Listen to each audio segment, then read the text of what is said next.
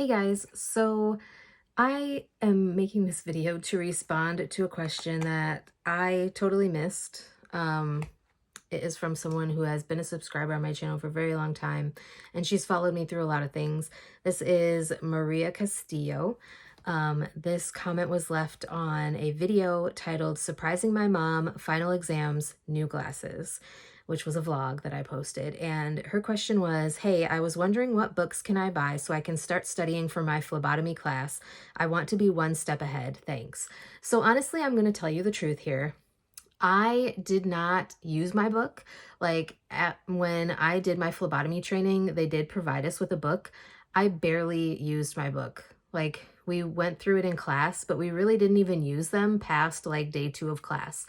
Most of what I learned was mnemonics from handouts, because a lot of things you will learn better when you're hands-on. I don't know, well, I take that back. Some people don't learn as well when they're doing hands-on activities, but I really tend to do my best when I have a chance to like practice things and actually do the motions, go through everything, actually do something. That is when I learn best. So as far as like learning things, I would say definitely memorize order of draw. Like I said, there are different mnemonics. There are different things. I know on Etsy, there are like pins you can buy that have the different colors of tubes to help you remember order of draw. I would show you my what I wear when I work at the outline clinic, but that is like on my work badge. And so I don't really know that it's something I should be showing, but it does have like the order of draw and everything. And I will tell you, like, once you start doing it on a regular basis, it does become something that you're used to, and it's something that you remember when you're doing it on a regular basis, like I said. So as far as like books, I would definitely say I didn't really use a book. I did use Quizlet. If you are interested, there were some, I think I typed in NHACPT, which is the Certified Phlebotomy Technician, and those test banks or question banks are what I used to practice for like the NHACPT exam. There are also like practice tests and things like that that you can buy from NHA. I would say it's not really necessary to sorry, my boyfriend was calling me. I would say they're not necessarily something that is necessary to buy right away before you start class. I feel like if you have chosen a good program, like you will be adequately prepared for this exam. But I'm also more than willing to share whatever information I can. If I can remember the name of the app that I used, I don't think I have it on any of my phones anymore, because I have a couple of phones that I've had for a while that I just used to play like games on. I don't have it on here anymore, but if I can find the actual app that I used that like way before I started my training class. And I would just kind of go through the flashcards and start going over the information to make myself more familiar with terminology and different things that I might come across in my training or in working as a phlebotomist.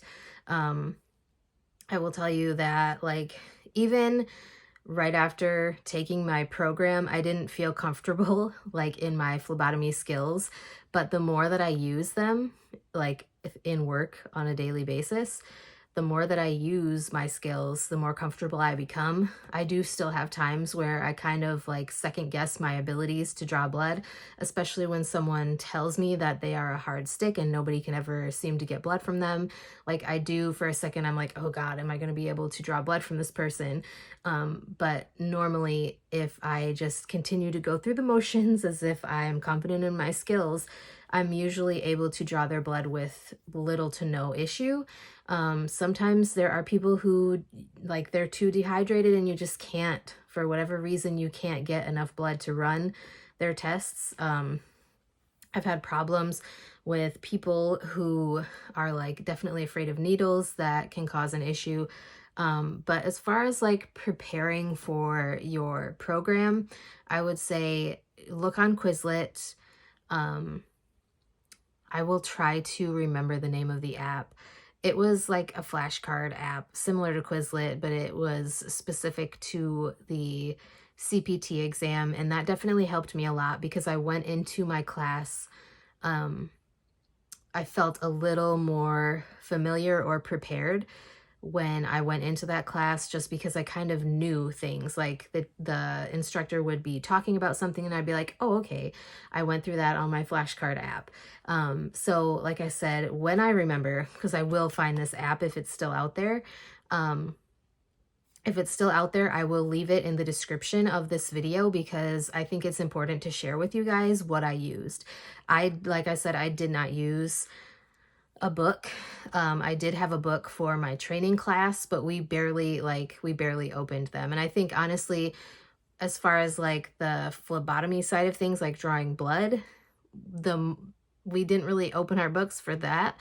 Like we learned more about like the different wave tests and like specimen processing in our books than anything. So I can't really recommend a specific book.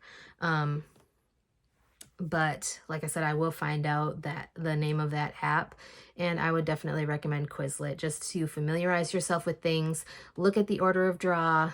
If you have more questions or you want me to share a video talking about a specific thing, definitely let me know. I can talk about that. I can talk about the tubes that we use at work. I can talk about specimen processing and kind of the steps for different things. And I can talk about centrifuges, a whole bunch of different stuff if that's something that you would be interested in hearing about. I'm sorry that I don't really have any specific books to recommend to you, but I hope that you will find using Quizlet or using the other app that I used to kind of familiarize myself with things helpful, because they were both helpful to me. So hopefully that answers your question. I'm sorry, like I said, that I don't have specific book recommendations to help you prepare, but I think regardless, you're gonna rock it. If it's something that you want to do and you put your mind to it and work hard, you can do it. So I have faith in you. But I hope that that was helpful information at the very least, and I will talk to you guys again soon.